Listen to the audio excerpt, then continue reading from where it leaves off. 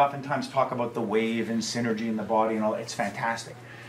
But I will tell you the reality. At that range, when somebody's literally invaded your space, you're going to be terrified, right? So the best thing you can do, even if I'm training at this speed, is start to make your body a little bit stronger.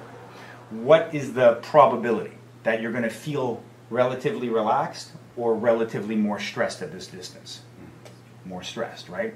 Would you rather try to say, we know bad things happen when we try to rebuke or flinch. If I have somebody feeling tense and I'm like, man, I feel like a guy walks up to you and instinctively your hands go up. I can't tell you how many times I see it at the bus stop. I see people do this and then they negate their reflex and go.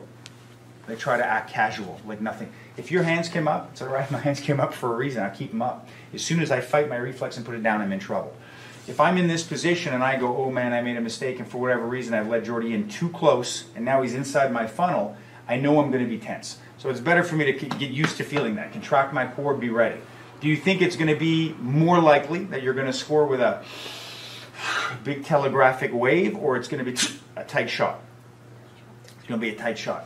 So even, I always say, don't work with tension, work with intention. At this level, I contract my body a little bit more. I let myself feel a bit of the anticipation, a bit of the nervousness. Everything is strong. So if he accidentally hits me, which there is a high probability he will, because he's inside my reaction threshold, I'm stronger.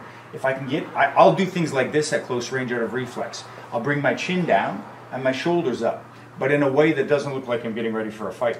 Right? So I'll start doing stuff like that because I've been sucker punched a few times and that's all you need, right? So if I'm like that, I'm more defended right away. I start to talk even if I'm open and my hits are going to be tight.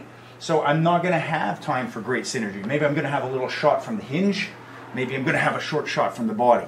Pick one joint. That's all you're basically going to have time for. Maybe it's going to be here and I'm going to do it from my foot. My arm is going to be almost frozen. Maybe it's not going to be. It's never going to happen. You'll be here, a short shot from the body.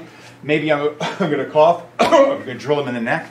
Maybe I'll be here, I'll headbutt him. Maybe I'll be on the outside. It'll just be from my elbow flexion, but it's going to be a short little shot. That's my first shot. Has to be a very fast, hard, compressed hit.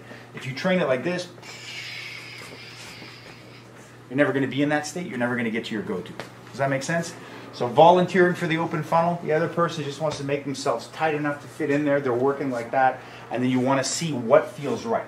See what kind of grapple works. For me, if I'm open and somebody's tight, I don't try to invade underneath the closed quarters. The doors are locked. I'm looking more, instead of going in, I'm looking more to slap stuff aside. So I like to cup the elbow to get in, go to the groin, take the body, take the back. Again, if I'm like that, when I'm talking to you like this, all of this is shut. Why bother? Go around me, right? It's like a compressed arm drag. I'll take you here and go for knees, headbutt. Or what's open when a guy's like that? It's always been that. Oh, I just hop up, take the neck, bam, bam, start to work. Take what he gives you. Don't enforce what you want. That make sense? That's it. You can switch about every minute or so.